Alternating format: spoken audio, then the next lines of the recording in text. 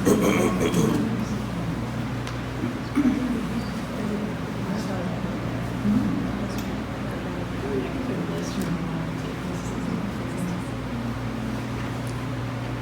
ننسخ من آية أو ننسها نأتي بخير منها أو مثلها لم تعلم أن الله على كل شيء قدير. So this is the ayah number 106, Surah Baqarah. And this is the ayah from which we derive the concept of naskh. They also say nasikh and mansukh, or abrogation. So since I was asked about it, so I delved a little bit into it, the subject matter. And of course, there's a lot of things that are pertinent to many other issues, just revolving around this particular subject, which is naskh, or abrogation. So, inshallah, let's see what we can find. So the ayah is very clear, which is that ma nansakh min ayatin, we will not abrogate any verse. And of course, abrogation I'm just using because that's the general, that's the way it's generally translated is abrogation. So naskh in Arabic is literally izala or raf, which means to remove something. Alright? It means to remove something or take something away. So for instance, in Arabic you can say nasakhat ash-shamsu dhilla, which means that the sun had taken the shadow away. So the reason why they use that example, of course, is because when the sunlight is cast upon something, then the shadow is immediately it's dispersed, it's taken away. So when something is in a certain particular place and then it's removed and something else takes its place, that's literally naskh. Understand? So there's something that's in a particular place, and when you remove it and put something else in its place, this is called naskh. Interestingly enough too, like nowadays in modern Arabic, a manuscript is called nuskha, which comes from the same root word, because naskh also means naql. Naql means to take something from one place to another. So they'll say nasakhtul kitab, meaning I copied the book. So if there's one text and you copy it, that's also called naskh. So taking something from one place to another is also called naskh. And here we probably understand it more in light of the first definition, which is that is to remove something. Okay. So what would that mean? So Allah subhanahu wa ta'ala said that there could be an ayah, min ayah, it could be any ayah, that Allah subhanahu wa ta'ala decides that it's now to be replaced. The next part, aw nunsiha, which means to make it be forgotten.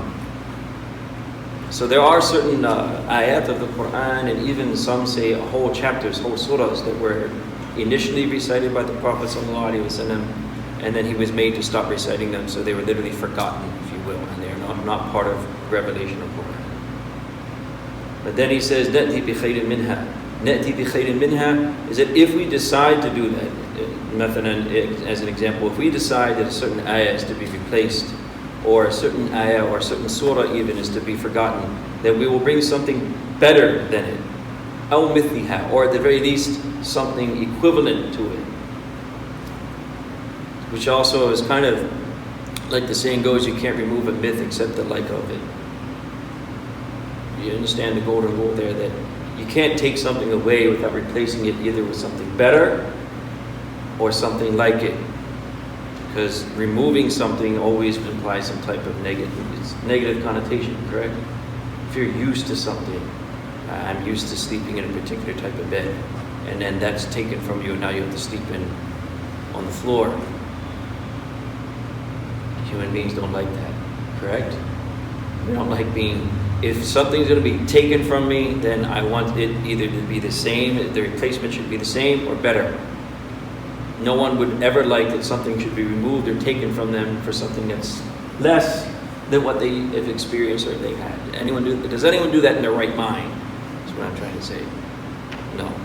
Alright? So here also Allah subhanahu wa ta'ala is acquiescing that that's the nature of things. If I decide that there is to be an ayat that is to be replaced or forgotten, then never forget it is because it has been replaced with something that is either better than it or equivalent to it. And then Allah subhanahu wa ta'ala says, أَلَمْ تَعْلَمْ أَنَّ اللَّهَ عَلَى كُلِّ شَيْءٍ قَدِيرٌ. And do you not know, or do you not understand or realize that indeed Allah subhanahu wa ta'ala has power to do whatever He wants? That's a little different. Literally power to do anything, or power to do all things. Alright?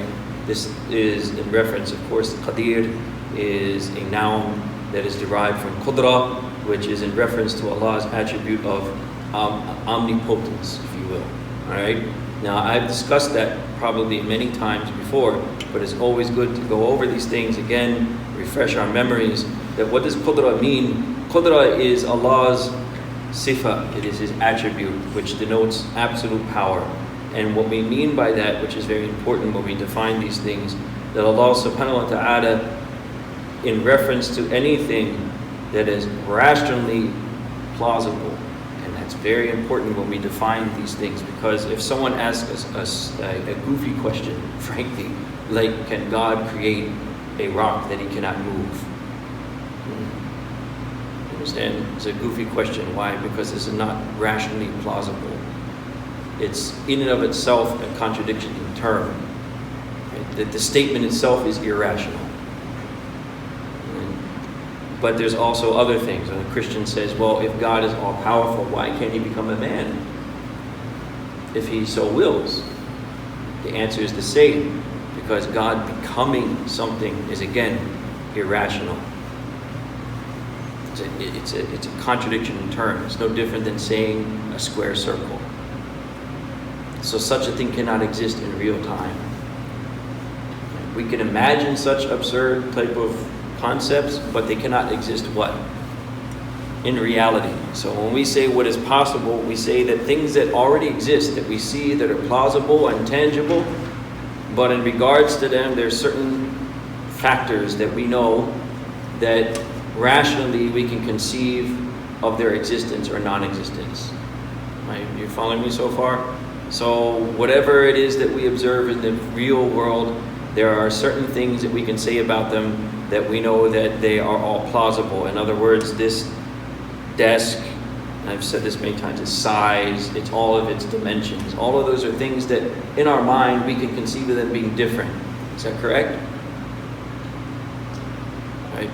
It goes deeper than that when we can say we can conceive that this desk does not have to exist.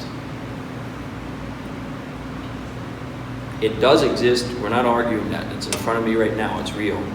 Right? I can feel it. But does it have to exist? What's the answer? No. It's conceivable that it could be in it could also be in the realm of non-existence. Okay? So when we say that His qudra, His power is restricted to things that are rationally plausible, this is in no way any type of restriction. But it is a restriction from absurd and illogical conclusions, like can God create a rock that He can't move, or can God become a man if He so wants to, so forth and so on. The answer to all that is that they are not even rationally sound premises. The statement itself is irrational, so it has no sense to it whatsoever. Yeah. So when you're talking about abrogation, is there a source that lists out, okay, well this verse was sent down, but then this verse was sent down, abrogated, just so like a central or an easy to find versus just knowledge based? Yeah, there is, of course. Obviously, there are many ulama who literally categorized every ayat that's considered, but however, not everyone is in agreement, and I'll get to that too, inshallah. Like what is and is not. We'll give some examples, practical examples too, of things that probably all of us know that have been abrogated. Well, the most not controversial, but this is the most popular muta', right? Temporary marriage. That's an example, but that's not even in the Quran. But that also means that the concept is not restricted to Quran either. It's also restricted to the Sunnah, meaning there's certain things that happen in the lifetime of the Prophet ﷺ that were allowed for a period of time, and then they were later on forbidden. So all that I was just trying to say that qudra means what? in regards to anything that is rationally plausible, the only reason, like I said, I'm reiterating that part of the definition is very important because it excludes all these other types of arguments. Can God become a man?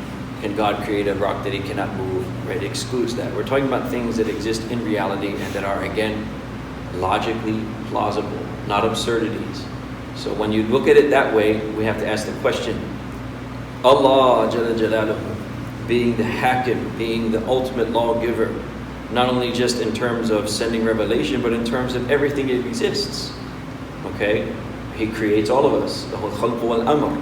So the Surah Al-A'raf, he says, to Allah belongs both creation and command over creation.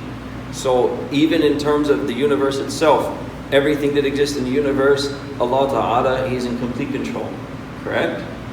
And in regards to each thing that exists in the universe, He also decides that all these things will exist with certain specifications. Amongst them is a particular time. Right? So you're born at a particular time, and we will all what? Ajal musamma. We will all also leave this world in a particular time. That's Allah's choice. Right? Okay. It's His irada. So these are all related. His will, His choice, His power. So if He had so wanted, He could manifest you in any time. Because that's rationally plausible. You didn't have to exist, for instance, in the 21st century. If Allah so wanted, you could have existed 3,000 years ago. Is that plausible? Yeah. But Allah decided that you will be here and now. For whatever reason. The same goes with His commandments as well. See, alam ta'lam anna Allah ala kulli shay'in qadir. Because some people, like the Yahud especially, they thought it was kind of absurd that there should be abrogation, that there should be something in the Sharia that at some time, so for a certain particular time it's allowed and then all of a sudden it's not allowed. So the answer was what? Do you not know that Allah has power over all things? Meaning just as He decides in creation that certain things will happen in certain times out of His will, right? Also, when in regards to His commands, He will also decide what? That certain things have a certain time. And that is exactly what the explanation of nasakh is that Allah Ta'ala gives a commandment either to do something or not to do something, either one. Okay? Al-amr wal-nahyu. Either Allah commands to do something or forbids something for a particular time. And when that time is done, when it is finished, then Allah subhanahu wa ta'ala replaces it, if you will. You see? As nakhs means to take something out and replace it with something, or to, right? To remove something. So the idea is that there is a particular period of time in which Allah subhanahu wa ta'ala, He decides that something will be allowed or something will be forbidden. And then after that time is finished, then Allah subhanahu wa ta'ala decides that that time is over, if you will. Its time, if you will, that commandment, its time is now over. And now it's time to replace it. Replace it with what? بِخَيْرٍ مِّنْهَا أَوْ مِثْلِهَا. To replace it with something better or something like it. Make sense? Yeah. Just a question. Were there ever instruction given to the Prophet that were not revelation? No. Do you know what? No. So every communication between Allah through Hazrat Jibreel and the Prophet was either a hadith qudsi or an ayat of the Quran? No. Even His regular speech, وَمَا يُنْطِقُ عَنِ الْهَوَىٰ, everything He said would be considered also إِنْ هُوَ إِلَّا وَحْيٌ يُوحَىٰ. Everything that He did was considered wahi. That's why we pay so much attention to hadith. So basically, things that He said, did, all of it in essence embodied wahi or revelation, even though if it's not directly given by Jibreel alayhi salam, as an example, or inspired. Nafatha fi raw'i, as he says in certain hadith about, hadith qudsi, that it was literally I was inspired to say such and such a thing. So when He was faced, for example, on a day-to-day basis, when He was faced with a decision, Yeah. do you believe that whatever He decided was, how would you say, the will of Allah? Influenced, of course, everything is the will of Allah. Even shaitan and all of his af'al and everything he does is all from the will of Allah. There's nothing in the universe that doesn't occur by the will of Allah subhanahu wa ta'ala, good or bad. Right? Khayrihi wa sharrihi min Allah. This is a basic tenet of Iman. But what we will say is that his actions were always under the influence of wahi. Understand my point? They were always under the influence of wahi. That's why Allah says, وَمَا يُنْتِقُ عَنِ الْهَوَىٰ. He would never speak out of his own personal likes and dislikes. Okay, so he would, in other words, whenever he said anything or did anything, he didn't base it on his own personal demeanor, but he based it upon the influence of wahi. But a lot of times he would do things right in real time, and then sometimes he would wait. Yeah. Correct? Right. Meaning, as an example, I mean, you have to give a practice. Like sometimes if he was asked a question, right? Weren't there instances where he would wait? Yes, absolutely. So when he was asked about things he didn't know, right? He didn't have knowledge of, like, يَسْأَلُونَكَ عَنِ الرُّوحِ. When they asked him about the ruh, what is the nature of the ruh? So he didn't know the answer. Some say that he never knew the answer. Some ulama say that before he left this world, he did know the answer. That's also something that people differ. And some say he was never told the true nature of the ruh. Even up until his passing. Some say no, he did have that revealed to him before he passed. And Allah knows best. But that's something very specific. He was asked that he didn't have that knowledge. Okay? As far as everyday life, when he's interacting with people, and when he's interacting with the companions, or even his wives, or anyone, even in a very personal, intimate nature, if he said or did something, it was always under the influence of wahi. It was never outside of that diameter yet. It was not something that he just did because he wanted to do it. Literally, but sometimes, so his decisions had a basis in wahi, always, and they are considered wahi for us. They're considered wahi. But then how do you separate? How do you separate? So that's not a human capacity. It is. Human beings have the capacity, that's why we have aql, right? We have the intellect in order to be able to see things and make conclusions. So define wahi again? Wahi is literally, this is why, mashallah, these are like so important, these whole discussions, because wahi literally means a signal.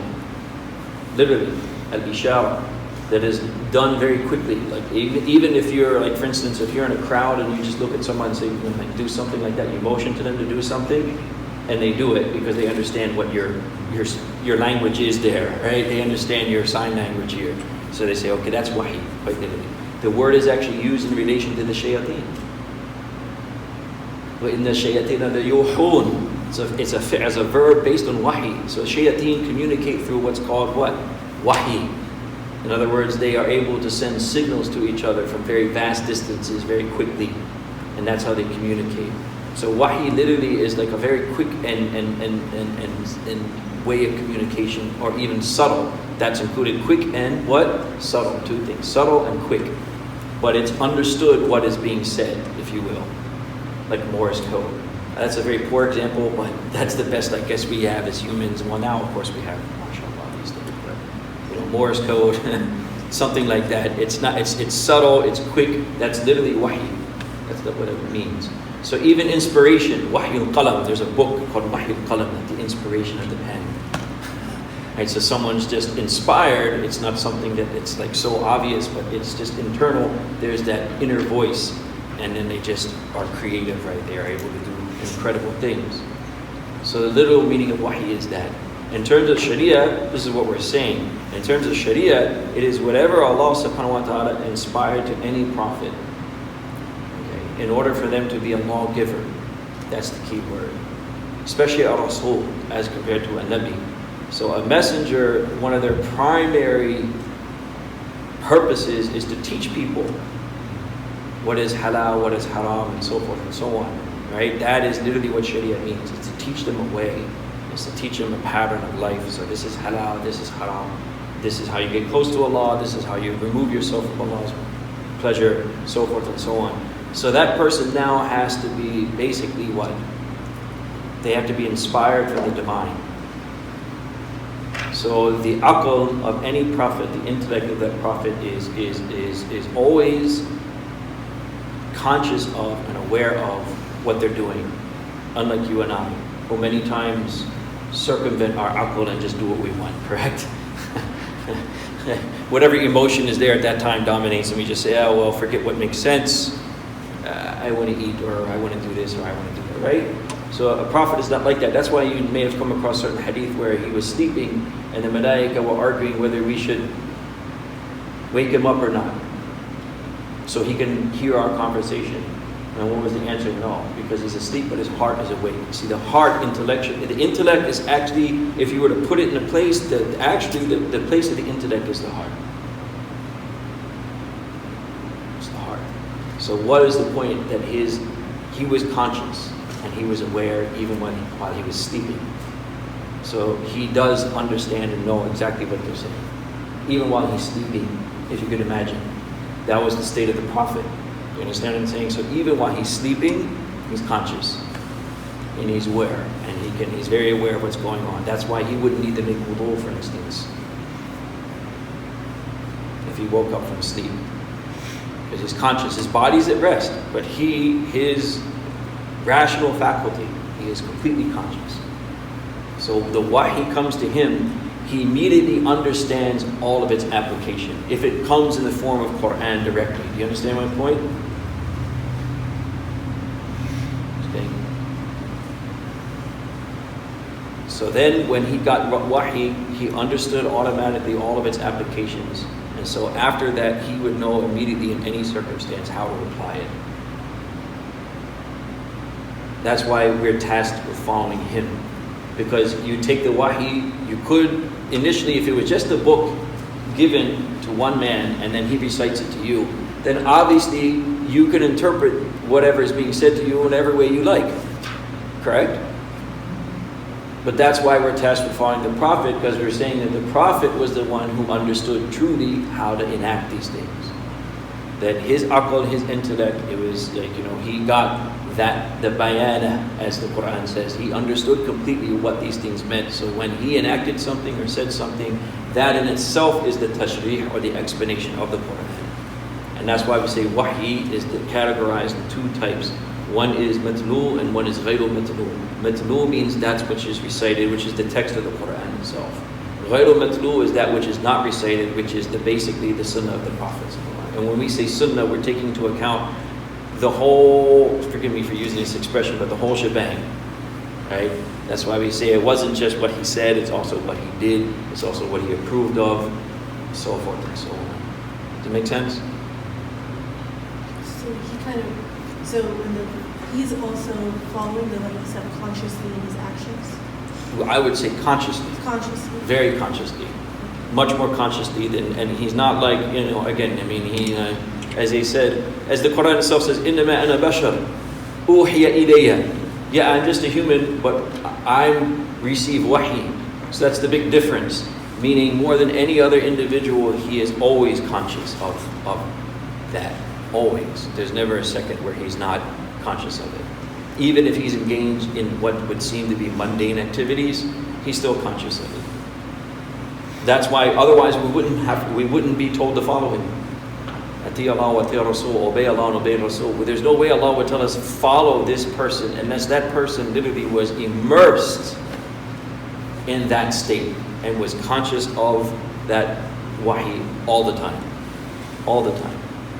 Not just in certain instances or certain places, but all the time. So, but that's a state that really, we can talk about it, but no human being really knows what that means experientially. Like we don't know what that means to be in that state. So that's why, we just follow, but we don't really know what it's like to be in that particular state. So not all wahi is in the Quran. Yes, that's the key part. Not all wahi is in the Quran. That's why the Quran cannot be understood by itself without the Prophet ﷺ. It's a very important point. That's why when we hear things like Aisha radiallahu anha saying that كَانَ خُلُقُهُ الْقُرْآنِ, that his entirety of behavior was the Quran itself. That's the meaning of it. He embodied wahi, in other words. If you want to know what the Quran truly is, as some Sufiya state, the whole of creation is the book of Allah. You understand? Everything in the universe is the book of Allah. And in essence, the sum total of the universe, if you will, I know this is getting a little bit too metaphysical, but the essence, the sum total of the universe is man. And the essence and the sum total of all man is Muhammad sallallahu alaihi wasallam. So he in turn then becomes what? The very essence and the living being that embodies wahi. In other words, embodies the Quran. Okay. So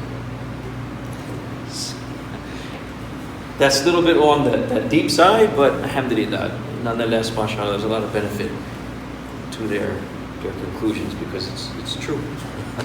Innaka la'ala khuluqin azim. Right, this is the pinnacle, if you will. So, okay, that was a little bit of a divergence, somewhat, right? So going back to naskh, so Allah subhanahu wa ta'ala, a perfect example really of how things like this happen are, for instance, take the fasting of Ramadan.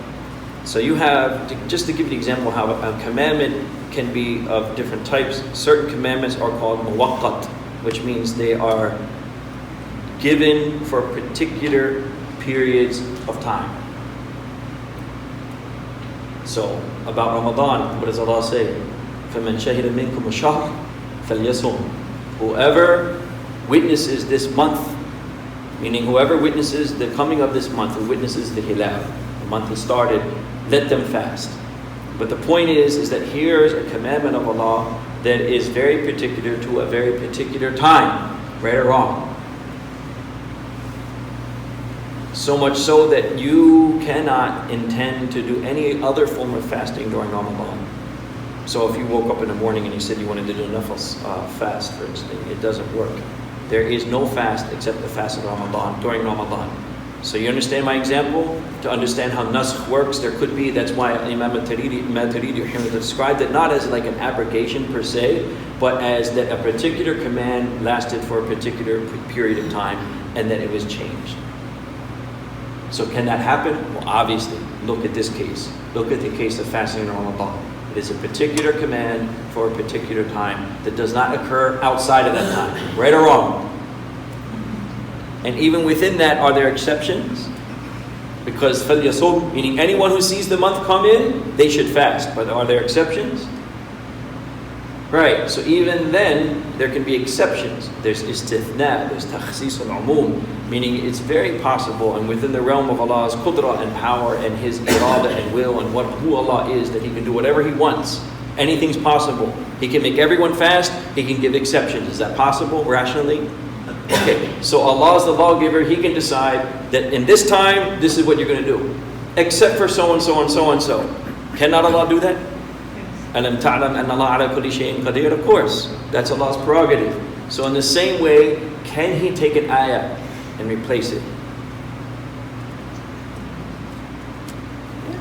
Can He take a commandment and replace it? Absolutely. That's His prerogative because in His wisdom, this was the time when this command was appropriate. And now this is the time when it should change. Okay, it's kind of like when you're growing up and you go through puberty and then all of a sudden from wearing a certain size, you wear another size. And then when you wear that size, most often that's the size you wear until the time you die. Correct? When you're growing up, you're changing sizes, and all of a sudden you wear one particular shoe size for the rest of your life. Because that's the wisdom of creation itself, that we all go through changes. So obviously the things change with us. Right, the things that we also that are surrounding us and help us in life, they have to change as well. Even foods, sometimes you can eat certain foods when you're young, and later on when you grow up, you can't eat them anymore. Right, so that's all from Allah on that level. Okay, from an aqidah point of view, that is all from Allah. So cannot Allah do that? The same thing to His commandments? The answer is of course. But there's other interesting discussions that follow this because, mashallah, I read a couple books before I came. So we'll give an example of that too, of like some things that were considered abrogated, not even in terms of law, because we were actually talking about this because there was an abrogation, not in terms of law, but even in terms of, you could say, ittiqad or tazkiyat al-nafs, right? Because the ayat that we mentioned had nothing to do with the direct commandment of pertaining to our actions, and that's something to do with what's internal, meaning our thoughts. Okay? So even then there's examples, which I'll give later. But I just wanted to touch on this subject because it's kind of pertinent to our communities and especially, and not even our communities, I would say to the Muslim world at large and even the non-Muslim world, and how they understand religion and how they understand Islam. And that is that in this discussion, the ulama also brought up some other questions, which is that if Allah changes a commandment about a particular thing, because commandments pertain usually to our af'al, our actions, right? And then you get into the question of how our actions, excuse me, can be qualified as good or bad, which then in turn turns into the subject of morality, correct? So how can Allah allow something and then disapprove of it from that vantage point? You understand the argument? Something was okay now, now it's not okay. Why? Different situation, but it also brings up other questions of morality itself, which is, with the Hanafiya, they have this concept that there are certain things that in and of themselves, they are good and bad. And there are certain things that in and of themselves, it's not really the action, it is what's behind the action. In other words, the ma'ani, if you will, the intended consequences of those actions, not the action itself. So we'll give some examples. An example of things that they would say are in and of themselves understood as good would be gratitude towards your Creator, for instance. Right? That gratitude, a shukr, even according to Imam Ghazali, rahimahullah ta'ala, this is a quality of a person that in and of itself, it is good. It doesn't lead to something else that is good. You understand? There's something that in and of itself, it's good by itself. There's something that it's not the act or what it is, it's that it leads to something else that is good. For instance, fear of Allah. Okay. فَلَا تَخَافُوهُمْ وَخَافُونِي إِن كُنتُم مُؤْمِنِينَ. Don't fear them, but fear me if you are truly believers. So technically, we shouldn't fear anyone but Allah. But that fear, what is its purpose?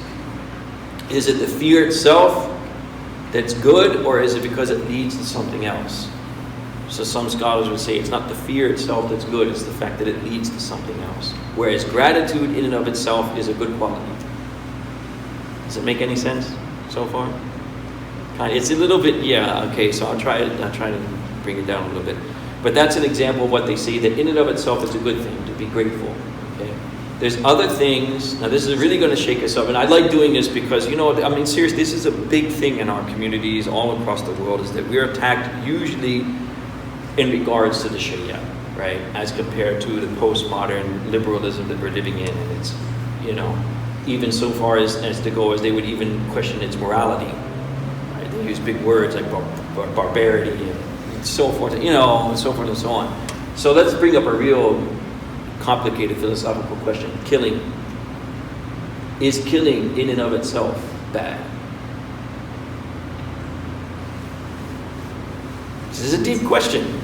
Is killing in and of itself bad?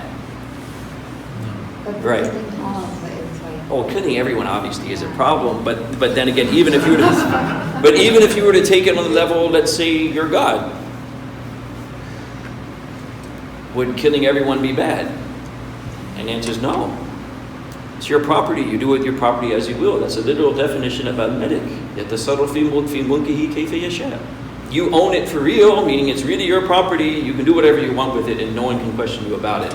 So if you ask that question in regards to God, you can't say, yeah, that's bad, he shouldn't do it. You say, no.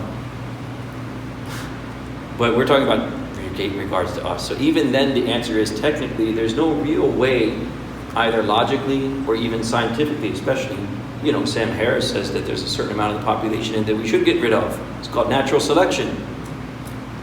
Right? According to science, natural selection has to happen. There has to be a certain amount of people that they got to go, so to speak, just because that's the survival of the species. And the natural world also does what?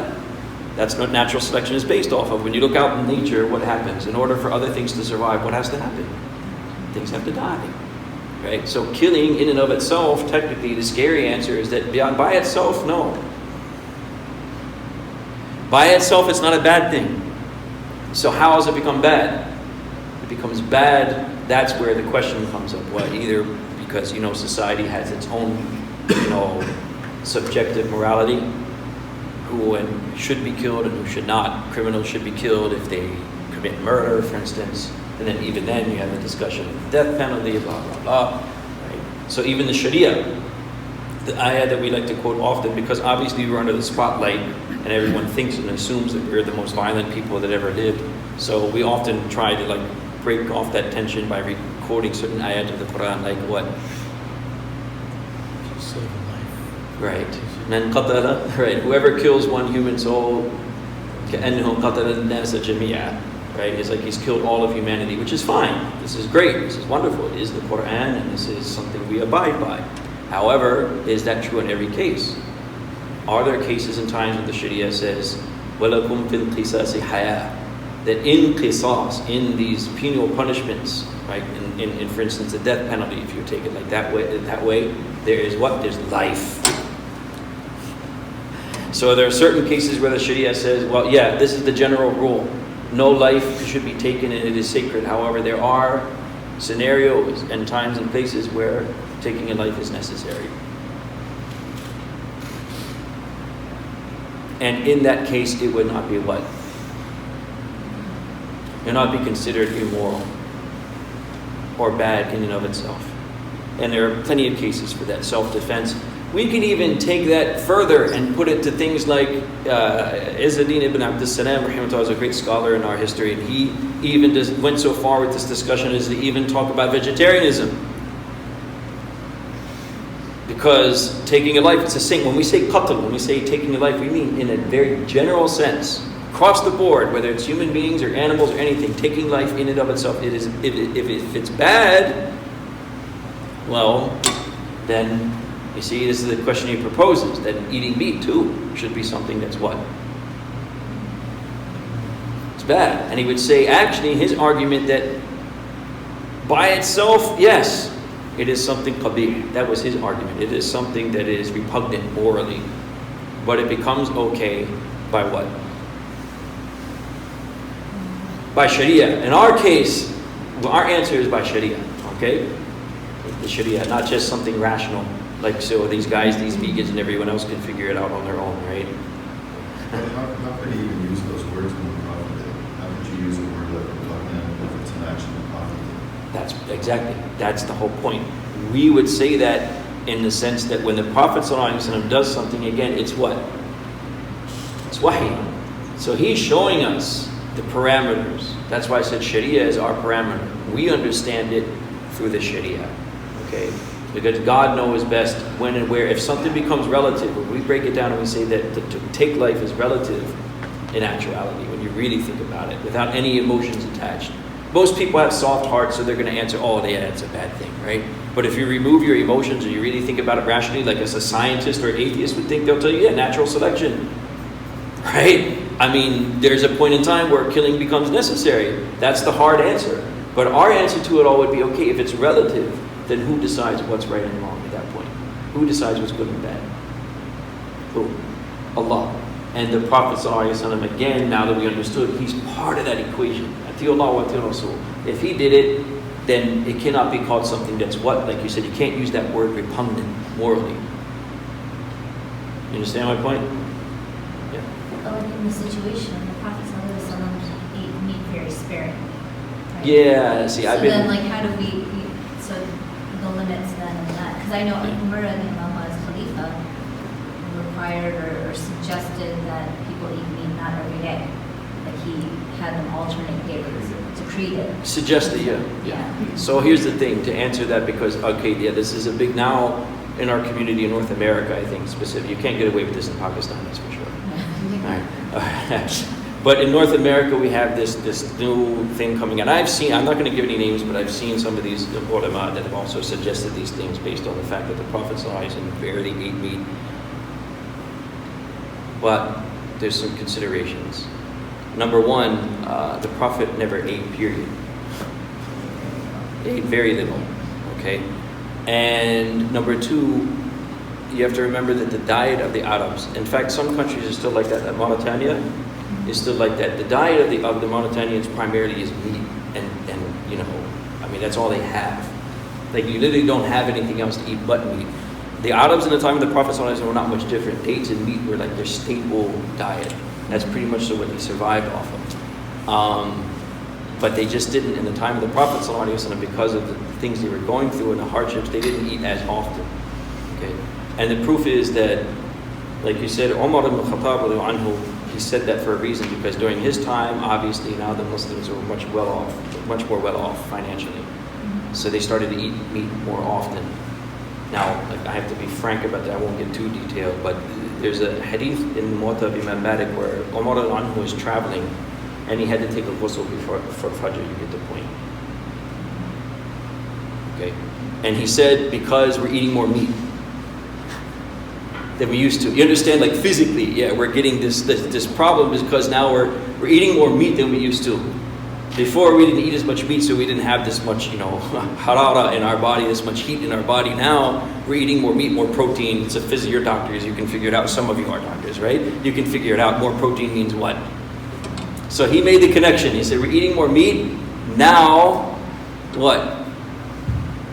So the point of the hadith is he admits that today we're eating more meat than we used to because we're better off. We have the ability to afford it.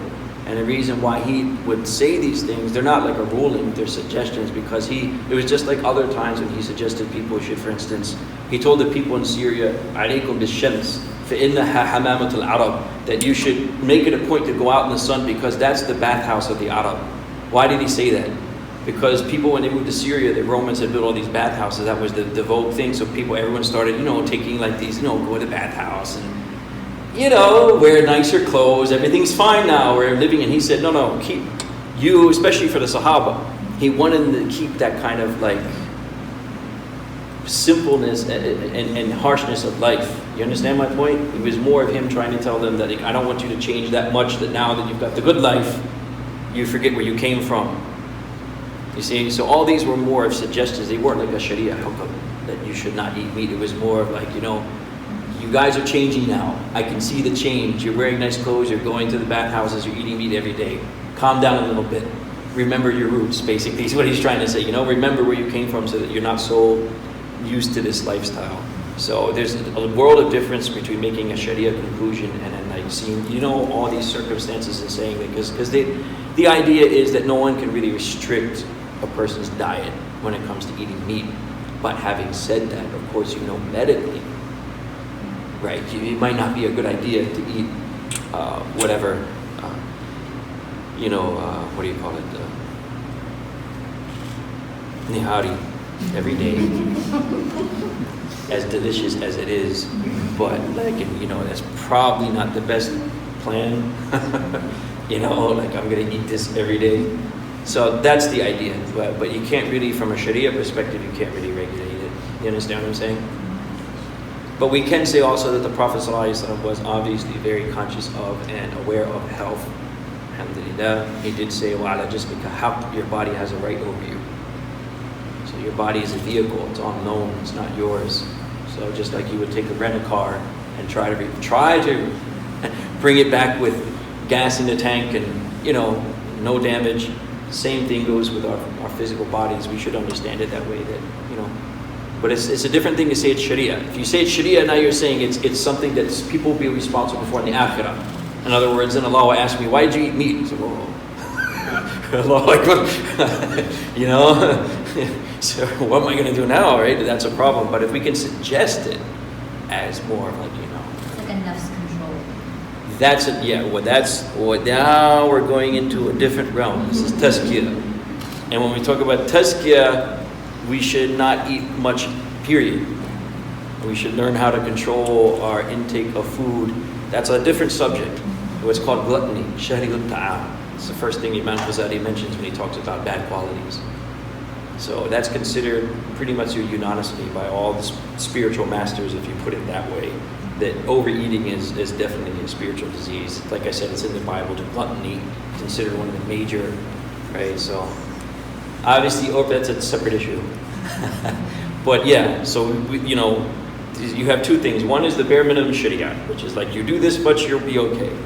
The other is to try and endeavor to improve ourselves and get closer to Allah subhanahu wa ta'ala. When you talk about that, then now it's almost like we have to, not a different sharia of course, but we have to talk to you on a whole different level. Okay, you want to do that? Things are going to change for you. Get ready. Roll up your sleeves and get ready, because now things are going to be a lot different. Okay. So, going back to this issue of things that are inherently bad or good, or inherently, or not bad or good by themselves, but bad or good because of what they entail. For instance, as they give an example of that second category, facing the Qibla. We just went over that issue, right? And tawallu wujuhakum. It's not true taqwa that you face east or west, but what is true taqwa? That you believe in Allah, right? So the Qibla itself is what in and of itself is good or bad, the direction you face. But it's the obedience to God. See what I'm saying? So the act itself is not necessarily inherently good or bad. It's the fact that you're doing it out of obedience. So basically, for instance, if you're traveling and you don't know where the Qibla is, and let's say it's overcast, you can't see the sun or shadows or anything, so you really don't even know what direction is what. And you do your best due diligence and you decide, I'm going to pray whatever direction. If later on you find out that was the wrong direction, do you have to repeat your salah? The answer is no. Because it's not actually the direction per se, but you were commanded, فَوَلُّوا وُجُوهَكُمْ. So it's the obedience to God's command that counted, not actually facing the Qibla. Make sense? Okay, so may Allah make it easy. We don't have much time left. So should I wrap it up or bring something up next time, or just try and touch it quickly? We have time. We have Okay, time. all right, okay. So I kind of wanted to touch on this issue because there's a lot of misunderstandings that Muslims have, which affects us, on a personal level, and obviously in a very general way in terms of like what we deal with the outside world, how we describe these things, the Sharia and morality, and we make a lot of mistakes when we do that. And so I wanted to clarify some of these issues, right? One of them has to do with, I'll try and describe this as politely and as I can, okay, given our audience, all right? So let's take the issue of shahwa. What is shahwa, first of all? How would you describe shahwa? Desire. Desires, right? That's a good way of putting it. It's one way of translating shahwa, your desires. And many times in the Quran, Allah subhanahu wa ta'ala talks about Jannah, and He says what? وَلَهُمْ فِي مَا اشْتَهَتْ أَنفُسُهُمْ خَالِدُونَ وَلَكُمْ فِيهَا مَا تَشْتَهِي أَنفُسُكُمْ وَلَهُمْ مَا تَشْتَهِي الْأَنفُسُ وَتَلَذُّ الْأَعْيُنُ. 3 different ayat, but I'm going to translate them. The key thing is there's 2 words in these ayat. One is shahwa, your desires. The second one is anfus, which is your nafs. Now, almost obviously, anytime you mention these things in front of a Muslim, these things have what? A negative or positive connotation? Negative, right? That's it. Shahwa, nafs, done, right? Evil. Think about this. What does Allah say about Jannah? That in Jannah, okay, hum fi mashtahat anfusuhum khalidun, which literally means that they will be completely immersed and occupied in all the desires of their nafs. That's the literal translation, that in Jannah you will be completely immersed and occupied with every desire that your nafs ever had. وَلَكُمْ فِيهَا مَا تَشْتَهِي أَنفُسُكُمْ. In that place, meaning Jannah, will be whatever your nafs, whatever your nafs desires. Tashtahi, literally shahwa. Whatever your nafs desires in Jannah, you will have it. And the other ayah, same thing. وَلَهُمْ مَا تَشْتَهِ الْأَنفُسُ وَتَلَذُّ الْأَعْيُنُ. For them in Jannah will be whatever their nafs desires and whatever pleases the eye. Now in order to please the eye, it has to be physical, right? You can't use that as an expression like, oh, that's so pleasing to the eye, it's so beautiful to look at, unless it's what? It's a literal physical thing that makes you go, wow, that's awesome. All this is happening where? Jannah. What am I trying to conclude? You cannot say that the shahwa of the nafs is bad by itself. If it was, then Allah wouldn't allow us to do it in Jannah. You see my point? If it was bad by itself, would Allah allow it in Jannah? See, this is the big thing when people here attack us like, oh, you guys, 70 virgins and all this stuff, right? Hey, what's wrong with you people? What do you mean what's wrong with us? Jannah is the place where whatever desires that you have, it doesn't even have to be 70 virgins. You can keep your desires to yourself right now. We don't want to know. But whatever it is, whatever you like, however you like it, you will literally, مَشْتَهَتْ أَنفُسَكُمْ خَالِدٍ, you will literally be immersed in it for eternity. One thing, just immersed in it. This is what you like, this is what you want, this is what you will have. So having desires and having nafs, are they evil by themselves? No.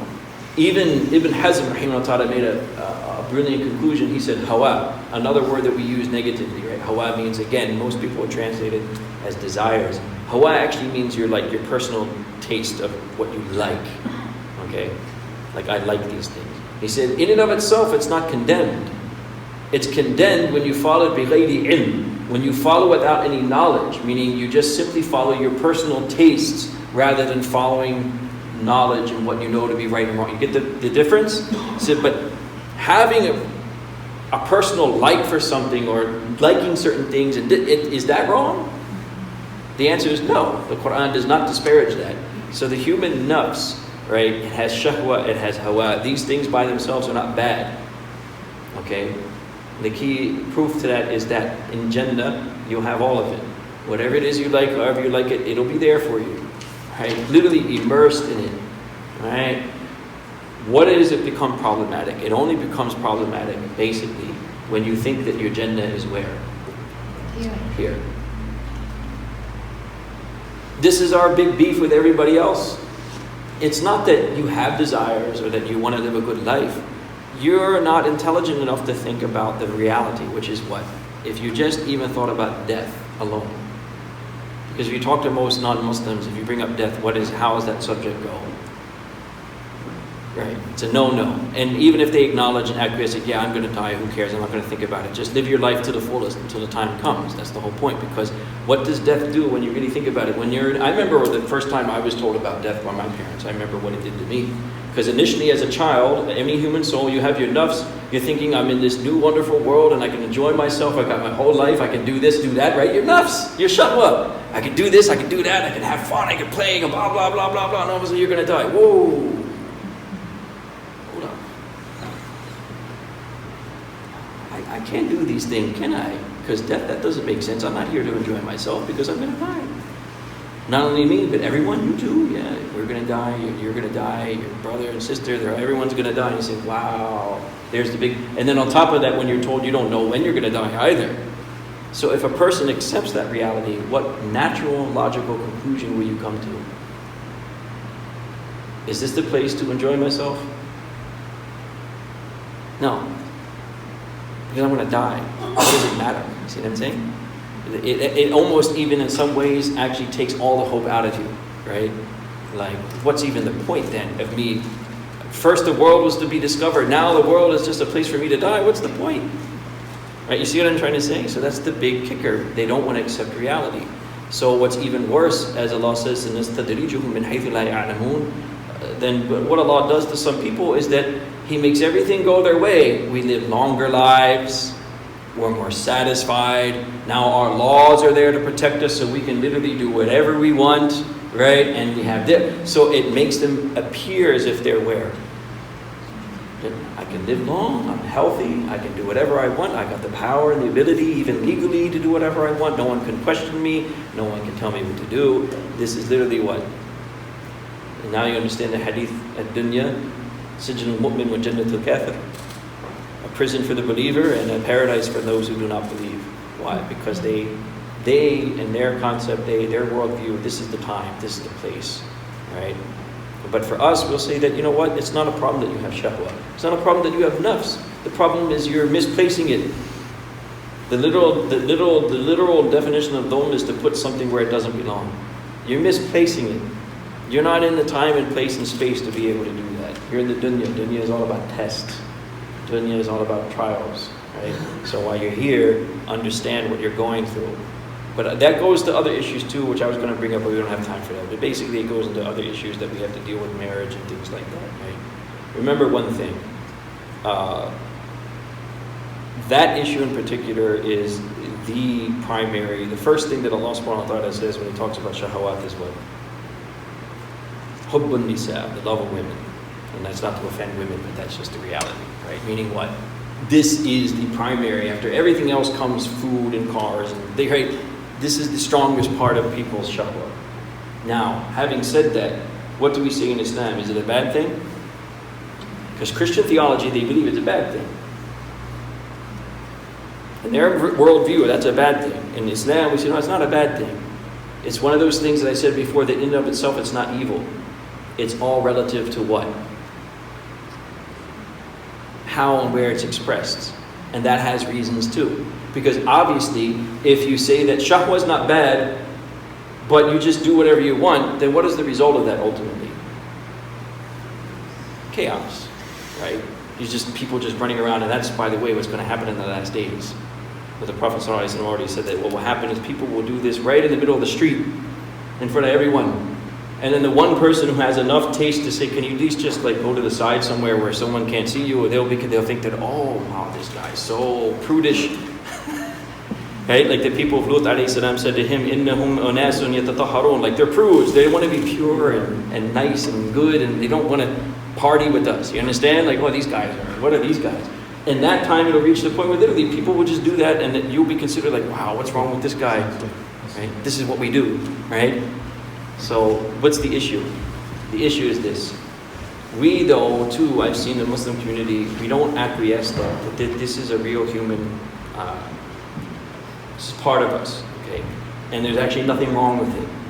That it's just a simple matter of how people use it or where they decide to express it, okay? That's what the Sharia does. It just gives us an idea of our parameters so that we know that when it's done this way, okay, then it's good. When it's done this way, same thing with qatl, with killing. Killing, and you can't say blanket statement, all types of killing is bad, then you shouldn't eat meat. But then the Sharia says, okay, no, if you do this, right, then it's okay. If you do this, it's not okay. So the regulations are there just to keep us in a balance, okay? But the thing in and of itself, why am I saying that? Is because sometimes we're in an unhealthy environment and we're not coming up with solutions for our communities. And as a result of that, there has obviously been a lot of problems in our communities regarding this issue. Correct or not? Now, it's very easy to blame people and say, oh, there's something wrong with you. Actually, the answer is that there's nothing wrong with you. If something happens regarding this particular shahwa, it's somebody else's fault. What do I mean by that? Yes, the person should have control. Yes, the person should be patient. And yes, the person should exhibit some taqwa. That's true. But also, to a certain extent, it depends on how we treat the whole issue itself. Am I making any sense to you? In other words, it's going to happen one way or the other. They're only human beings. One way or the other, it's going to happen. Okay? You decide in your communities whether it's going to happen in a wholesome way or in something that's not so wholesome. If you don't provide the outlets for it in wholesome ways, then you can only expect that eventually its expression will be in inappropriate ways. It's just bound to happen. You won't be able to stop it. So it's up for us to acquiesce, because a lot of times and it's good out of haya, we just kind of don't want to talk about it, and that's fine. Haya is a very good thing, but not to the extent where the problem is in front of your face. It's happening. Right? There's issues. Now you have to address it. So how do you go about it? Do you just tell our children and everyone else, even adults that fall into these problems, like, oh, the problem is you. You shouldn't even be thinking like that. They say, no, you're human. That's part of life. In fact, that's, Abstinence, I agree with the liberals in that it's not practical at all by any means. It's human, fine. You just have to find a way to express it healthily. And part of the people that need help are the community itself.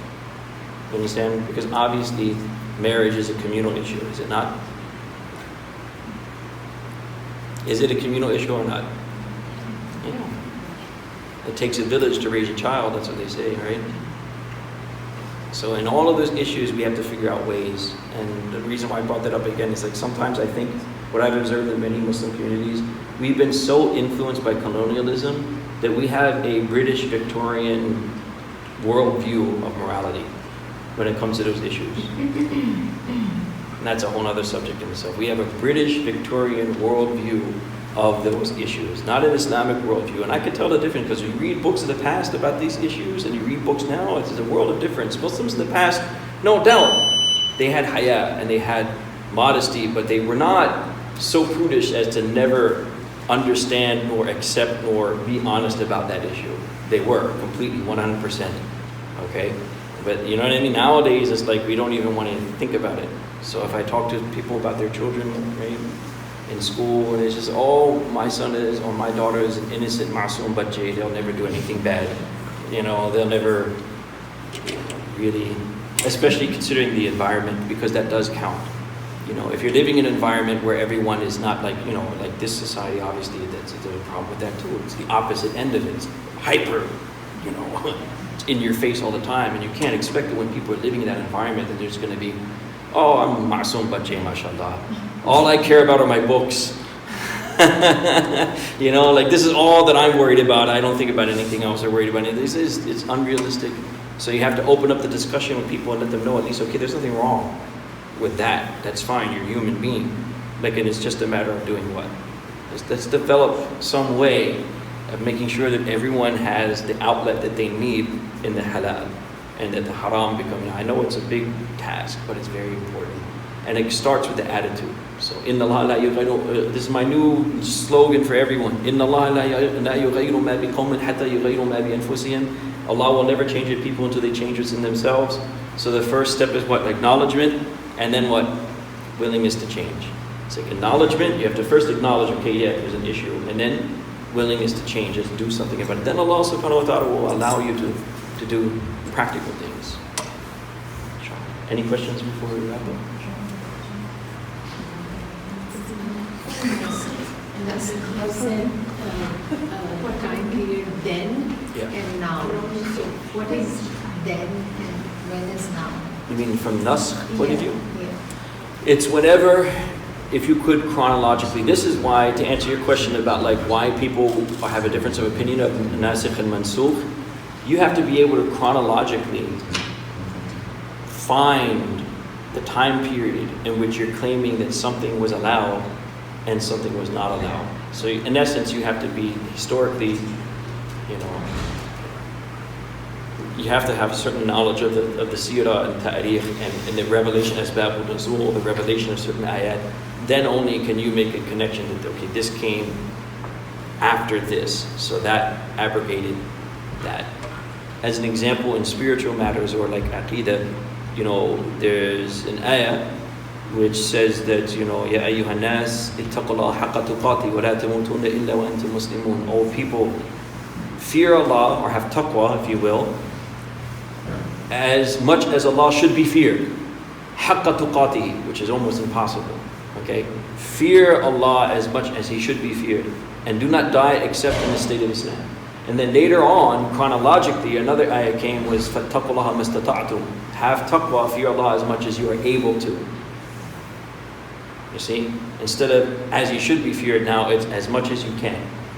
So what's the explanation of that? Does that mean that the other one is abrogated completely? Well, Shah Wali Allah rahimahullah said, no, it's not an abrogation, it's a clarification. In other words, what does the first ayah mean? That you should not die except as Muslims, meaning you should completely get rid of all shirk, so forth and so on. And you understand? Like in Iman. Does it make sense? And that's what the other ayah really is explaining. It's not abrogating, it's just kind of, if you will, it's different. Abrogation doesn't happen that often. Where does it happen? Does anyone know any examples? Qibla switch, was that an application? When we switched the Qibla from, Yes, that's an example. and alcohol was allowed initially, and then, Right. Slavery. It's only two things. No, it was never abrogated. It was in the Ottoman Empire. They also had they had started abolitionist laws of abolition, but then it wasn't from a Sharia point of view. It was never truly abrogated. Then when the right hands possess, Right. it's not abrogated. It's not applicable now, It's not applicable. but it could Sharia potentially. wise, right? It could potentially. Like if that came back, if slavery came back in vogue, then that would apply. Basically, that's what that issue is. Really? Yeah. So it's not like it's outlawed and now it's outlawed. No. Even in that case, we say that the Sultan has the ability, in certain cases, to make something that is permissible, like to let's say they outlaw it. Let's use that word, but not permanently. He can't do that. He can't say that this is haram. You understand? Like this will never be. He can say for whatever reason right now, for whatever political, the maslaha or the general well-being of the society or the Muslim community, he can say right now at this time, it's similar to Umar anhu when he said that, you know, he had some of the Sahaba, he asked them to divorce their wives that were Christian or Jew. Right? Now he's not saying it's haram. He did it for a reason, because at that time, basically, he was worried that if all these guys run around and chase after the Christian girls, then who's going to marry our women, right? It's going to be a problem. It's going to cause an issue. So it's like, you need to stop, okay? Because keep it at home, otherwise these women will have no husbands. So like, you know, you have to keep in mind. But that doesn't mean he abrogated or changed the law to where now it becomes haram. You understand that it's never going to be in any circumstance. But we don't have a belief. Well, yeah, that means circumstances right now is that would not apply. It's not permissible at this point in time. But that's a different thing than when abrogation happens, it doesn't come back. Right? So we can't say, for instance, like an example of alcohol, well, I'm a new Muslim. You know, someone just took Shahada and I like going to the bar, so, you know, just like it was permissible for a certain period of time, why not for me? It doesn't work that way. Or if that's why I gave you the muta. Obviously, anyone could come up and say, well, it was allowed for a certain period of time. Why not for me? This issue, right, is very hard. I can't get married. I'm a human being. Well, let's take the easy route out. You understand what I'm saying? But you can't do that, right? Because that's not something that can come back. It was only permitted at a certain period of time. And after it was made haram, it remains haram. So, and a sultan and a khalifa too, they cannot make things halal haram. Was that abrogated in the Quran? Because like sometimes when you speak, we get these questions. What's that? Yeah. Unfortunately, no, but it's not mentioned in the Quran either. So you can also retort that argument by saying, well, it's not mentioned there either. So, But if it was in like, how did it come about? How did it end? you know, in the Battle of Tabuk, when the Prophet and the companions went out, it was basically in you know, close to Syria. They were away for some time, and some of the Sahaba basically were saying that, you know, we've been away a long time from our families, and you know, so allow us. There's certain people, local people that agree that we can marry their whoever, this girl, that girl. So let us do that. And so he allowed it for a certain period of time, but then when that was over, he forbade it. So, Imam, regarding other religions, like it's mentioned that whoever will do good deeds among Jews or Christians or like Majusi, they will be accepted. Yeah, But then it was told that the only religion is Islam will be accepted. That, right. Like an example. No, that's not an abrogation. These are more of a clarification, if you will. As the golden rule is, Al-Qur'an yufassiru ba'dahu ba'da, meaning the Qur'an will explain itself. So you have to take every ayah in context with other ayat. So what that ayah would mean was that people that came before us, not after the Prophet ﷺ came, that people who followed other traditions before the Prophet ﷺ came, if they did it in good faith, then no doubt they will be accepted by Allah. But the big thing is that when the Prophet comes, he is the messenger of Allah. So now he's sent to all mankind. So now they are obliged also to accept that message. Okay. So that's also what we understand from other ayat. Yeah, so there's not many examples anyhow of nasakh to begin with. Really not. And those examples like you asked, like I gave one, certain things that people say that it's not even nasakh really, and it doesn't even apply to law. Like there's very few things that apply to law that are there in nasakh. Very few. Drinking alcohols, when you already mentioned them. Well, there's there's another. Well, I don't know that. I will bring that up another time. The Prophet ﷺ once punished the people. The punishment was basically they had to have their hand and feet cut off from opposite sides, and they were blinded and they were left in the desert to die. It's actually in the Quran as well. That only happened once. There was a punishment for a group of Bedouins who came to the Prophet ﷺ and lied about accepting Islam. And then they basically were told to get some sadaqah from a waqf, public treasury, if you will. They went there and they killed everyone and they took the camels, basically. So that was their punishment, which was supposed to be very harsh as a warning. It's kind of, again, like you have to take out our own context, our own subjective morality, and you have to understand too, like it's like any other place. Like sometimes if you're in a really rough neighborhood or a rough place or just rough people, you have to set an example. That's the only thing that scares them. They're not scared by like violence because they are violent. They'll fight you, right? They're not going to just be like, oh wow, you have a gun, I give up. Because, I have a gun too, right? Like, bring it on. The only way you scare people like that is basically you have to set such an example of brutality, right? That was the logic of America itself when they dropped the bombs on Hiroshima and Nagasaki. They said the Japanese fight to the death, and they are. They at that time, they had that code of honor. They said, and if we invade them, they're all going to fight, and it's going to cost us millions of our own lives. So better just to set an example of pure brutality. That just like let them know that we don't play games, and this is what it is. We have this brutal force that we can use, so give up. And it worked. I can question, or you and I can question the morality of it. If you question the average American, most of them, some of them may question the morality. Most of them will say, no, it's worth it. They'll say it's worth it. Why? Because of that reason. That if we didn't drop that bomb, these people would have fought to the very last, like to the death. Because it happened. I mean, Okinawa, when they invaded, like that was considered mainland Japan. Even women and children, instead of giving up, they threw themselves off the cliffs. Instead of surrendering to the Americans. So they said, look, what are we going to do? You're fighting at people who have this much determination and that much violence in them, then you can't just fight them and then just give up. I mean, you have to set some example that's like, okay, this is, But there are some Muslims who would say that, if that was the way the Prophet did it, that we should do it now. That we should do it now. Right. Which is happening now. Which is what's happening now. And even worse, they'll misquote Quran. Then we will say that, first of all, that's the whole point of nasakh, that only happened once. Only happened once, and it was never allowed to be repeated again. Okay? So it was a very particular situation, a very particular case, and it only happened once.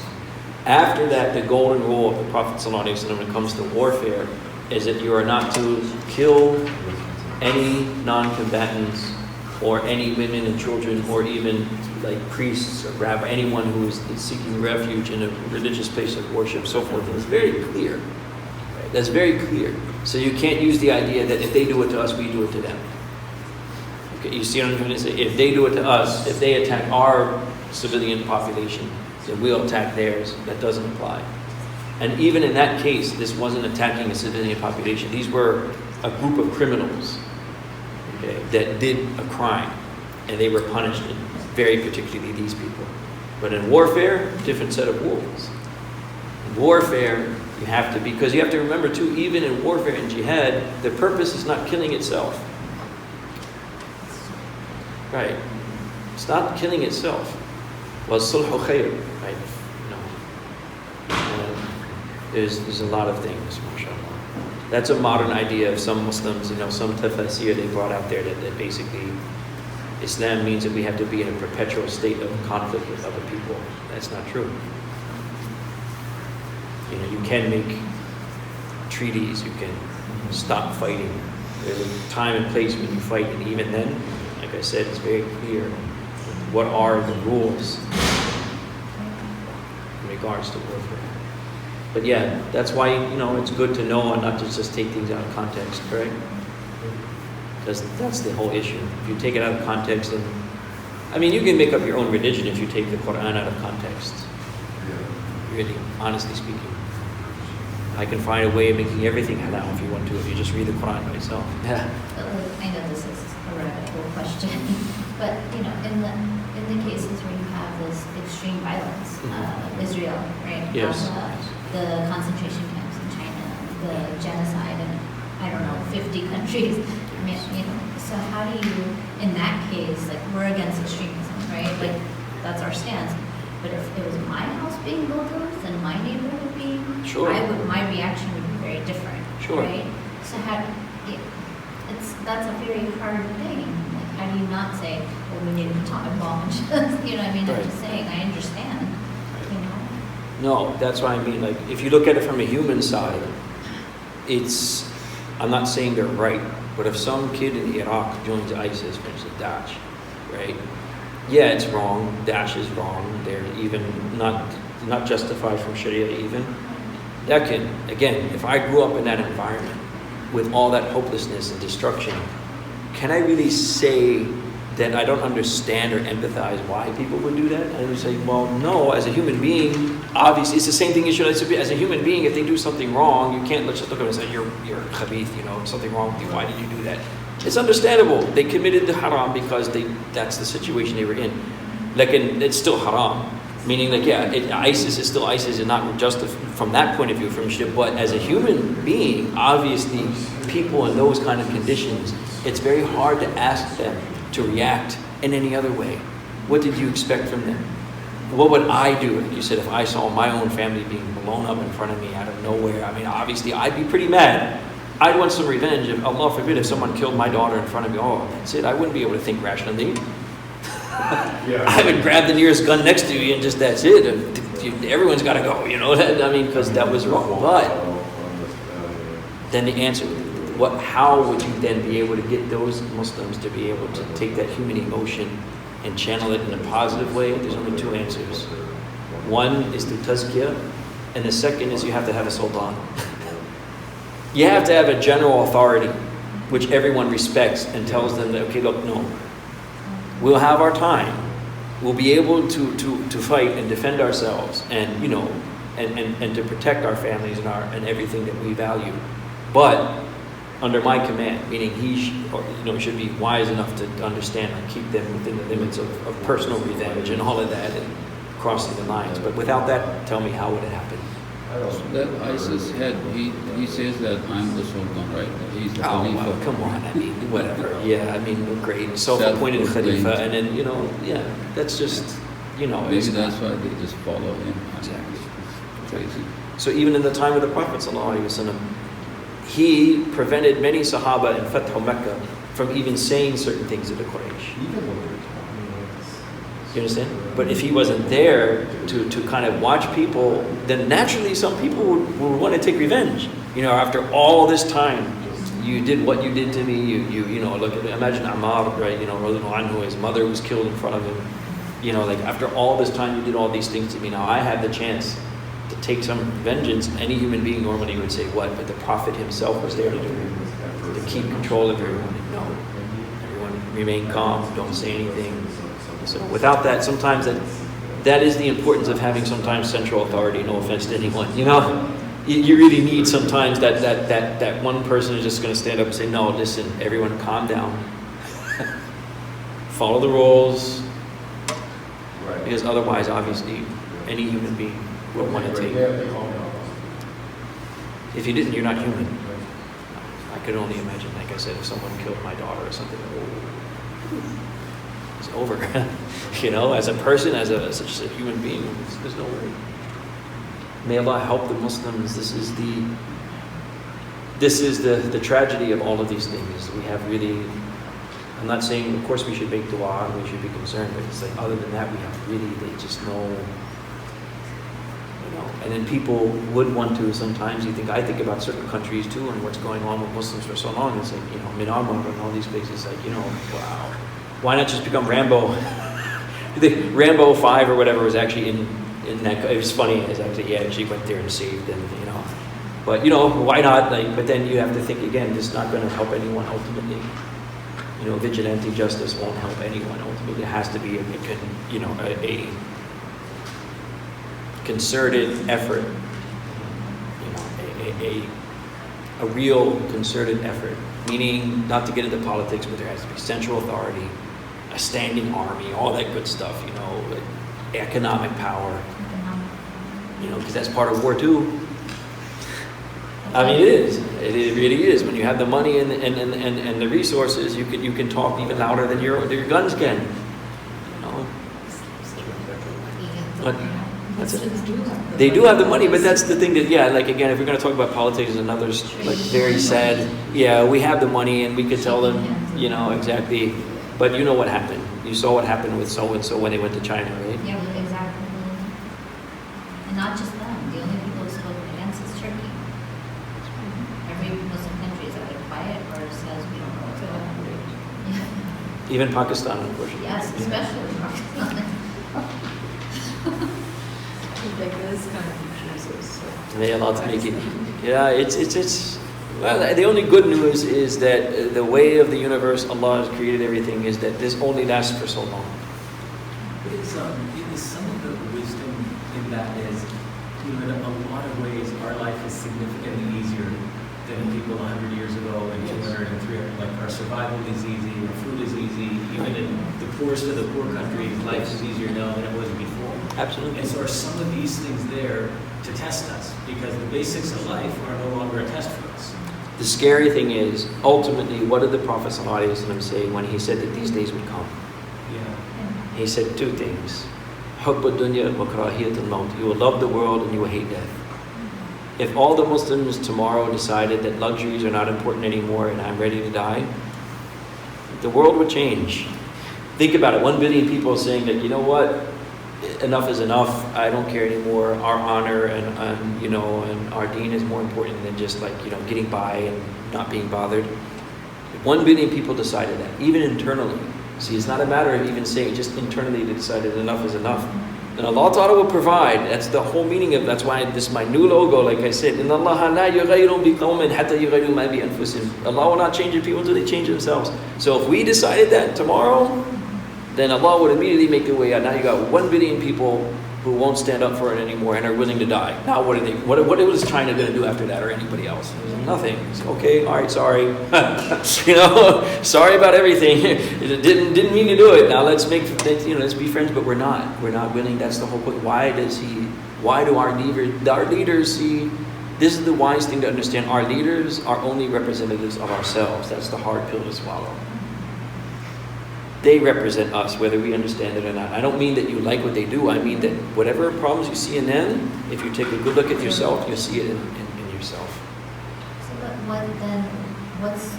what are we required to do? What is our behavior supposed to be? We don't have that power, but just as us, as individuals, aside from making law, Right. when we see those situations, what should we be doing? It's like I said, same simple step. Number 1, acknowledgement. Number 2, internally saying enough is enough. That if I see in myself this love of the world and luxury and comfort to the extent that I'd rather just not say anything and be comfortable. I'd rather just live this way and be comfortable. They're not bothering me, right? So why should I, I'm okay, everything's good. Once internally we all decide that that's enough, right? And that, I'm willing to give up something, then you'll see how Allah will change the condition. Because right now the condition is so bad that it's really like you and I, right now, even if you protested, will that really do anything? You know what I'm saying? It's not really going to do anything. It's not. So what Allah is basically, again, that's the key. I don't want to say what He's waiting for. Allah doesn't have to wait for anything. But that moment is basically internal. It's when you and I as a community, as a people decide that that's enough. You know what I'm saying? That's when Allah subhanahu wa ta'ala, the problem is most people honestly don't care. They're content. They have their phone. Like you said, even you don't have to be rich. A poor person now still. Whereas, it sounds funny, but one of my colleagues said this. He likes to say things in ways that are pretty funny. But he said, because if Barbara, who started the Mughal Empire, basically from Uzbekistan, right? He's like, people like that basically, They were probably in their village, in their town, saying, you know what? Life is so dull right now, let's do something. Let's go conquer India. And if we make it, mashallah. If we don't, who cares? It can't be worse than this, right? Like, you had some motivation, like this, like, you know, like people were, but now it's like, oh, why get in any trouble? That's what I mean, like, it's so vexing, because even this is like, you don't even have, if people in the old days, like, just look at it out, and I'm trying to, when you read Surah Adiyat, right? How people, it's all about in the morning time, the poetic way of describing how people made raids, you know, on other caravans. They're riding on their horse and full speed ahead. I think about even not too long ago, 200 years ago or so, even for the dunya, right? Even for the dunya, people would like become pirates, for instance. Imagine that. Like those ships back in those days, how long it took to sail across the Atlantic and how difficult that was. And then like combat at that time, you know, like the way the cannons were and everything, you could get your leg taken off by a piece of wood, right? And they're like living in the ocean for months and months, and then you finally fight and you got sword wounds, musket wounds, like all this they did just for some gold. Or whatever it is that they were trying. So people back then, it seemed like even their shahwa, they had more like, you know, let's go do this, you know, like not like just today, like it's so sad. You see kids just sitting, they don't even want to go outside. There's a blah, blah, blah, blah, blah, blah, blah. Right? They'd have no, it's like, I would even be happy if they had that kind of shahwa. Like, yeah, go out and get it, you know, go out and conquer, do something. Like, what is this? And we're so, you know what I'm trying to say? We are so now just numbed. And we don't even have that idea, whereas people in the past, that's why Ibn Khaldun, rahimahullah ta'ala, you know what he said in his muqaddamah, his observation was that people who Allah chooses usually to lead the deen are people who are normally Bedouins. Why? Because their lifestyle is such that they have no attachments and they have nothing to lose. So they're ready to like, okay, let's go do this, you know, like, what are you going to lose? That's what my friend was saying, like, you're in a village somewhere, like, what are we going to lose? We're going to stay here all day and do what? So let's just go. Go for an adventure. If we die, we die, whatever, at least we tried. And if we win, alhamdulillah, then we started the Mughal Empire and we had India, mashallah. Such riches and building, you know, Taj Mahal, all these things that no one could even imagine. So it worked out for them. When they finally decided to leave their village, it worked out for them, right? Like, okay, let's go. But now again, that's what it is. You have everything you need. Even in terms of just electricity, water, hot water, cold water, you know. Everything you need is right there. You don't have to go anywhere. All you have to do is pay your bill. And that's what he observed too. People in cities and civilizations become weak because they rely on other people to provide all the amenities of life. And they get used to it. You see what I'm saying? And that's what we do, right? So this electricity, the water, and everything else, you just pay the bill, pay the bill. It's so good, we're good, you know? So yeah, it has to, even that's why Umar, going back to why do you think he was so tough on the Sahaba? If you start living like this, you're going to become weak. So get out of the bathhouse and go in the sun. Stop eating so much meat. Stop putting on these fancy clothes on, and every once in a while wear something like, you know, rough and tough, and bring it back in your blood. Don't always be so, you know, mashallah. So, but again, this has to be done with a lot of hikmah. Because if you do too much too soon, then you will break yourself. It's like we said before, you can't just take away something and not replace it with something. So it's like a gradual thing, you know. But before that change, though, comes, the central part is here. Even if Allah decides that, okay, you're still going to live luxuriously or whatever, right? But here in the heart, what should you say? I'm ready. That's the one thing I do appreciate about King Fahd. I'm not like a fanfare of Saudi family, so don't get me wrong. But one thing I did appreciate about him is when they threatened him during the 1973 war, if I remember correctly, or was it? No, it was actually King Faisal. Yeah, King Faisal. That was in the very beginning, right? It's 1946 or whatever, huh? And they said that, you know, no, afterwards. During Nixon time, yeah. Yeah, The Arab-Israeli war. Right, it was during 1973 during the Sinai and the Egyptians. The oil embargo. He wanted to do an oil embargo. So Kissinger, who was the head, Secretary of State at that time, he threatened them that, you know, we'll bomb your oil fields. And his response was that we were Bedouins before, we lived on milk and dates, and we go back to our tents and live on milk and dates, but you're the people who need the oil, right? You understand? Like, you can't threaten us with that, because like, we can leave this. We'll go back to our dates and our milk and our tents, and we'll be okay. You're the one who needs the oil, not us. Unfortunately, this generation, Yeah, it's changed. yeah, they can't say the same thing. They cannot go back to their dates and tents. So now it's a real, they're really scared about losing that. So they're anything it takes to keep that petrol money going and that that lifestyle, they'll do it. But you see how that's why you have to be. Yeah, this generation is spending 500 million on the painting. There you go. And stuff. So my advice to all of us is that's why I believe it's good to have a plan for our children, that it's okay to give them things in life and to make them have a comfortable life. But every once in a while, get them to do something that puts a little bit of that toughness in them. Even if it means, I'm sorry, I promise I'll be the last point, inshallah. I had a friend, just as an example, in high school, whose father was pretty well off. He was an accountant by profession. He was pretty well off, upper middle class income. Whenever he wanted something or needed something from his personal self, like a nice new jacket or a car or a sound system for his car, he would tell him to get a job. When you go to college, that's when you'll see my money. You understand? When you go to college and you need help, then that's when you'll see my money. Until then, you want a nice new jacket, nice car, get a job and pay for it yourself. And he did that. I remember he would work part-time jobs on the weekends during high school and all that, right? And I see the difference, like how that, and the work ethic that he has now as a grown man, right? It is in there. And I did that as an experiment back in the Islamic school in Villa Park back in Chicago once. I asked the 10th grade students, I said, how many people in here have ever had a job and has ever paid a bill before? But this is the scary part, and please don't be offended because I have to be honest. There was literally a division, an ethnic division between the answers. The Arabs all raised their hand. Like, yeah, I worked on the weekend, I paid all the Desi kids are looking at each other like, job, like, what's that? And I'm like, wow. I said, what's going on here? I was like, I said, subhanAllah, why? I didn't make it up, I didn't make it, just happened like that. It's like, all the Arab kids are like, yeah. I was like, all the Desi kids are like, what? What's a job? What's a bill? And I said, subhanAllah. I said, there's something going on here. Like, what is this? Why? So that's why I always encourage certain communities. Like, please, just it's not. There's no problem. Let them get, even just if you just make them mow the lawn for $20 or whatever.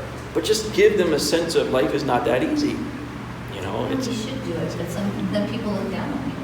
Like sometimes you see that where people are like, oh, you make your child work. I've seen that.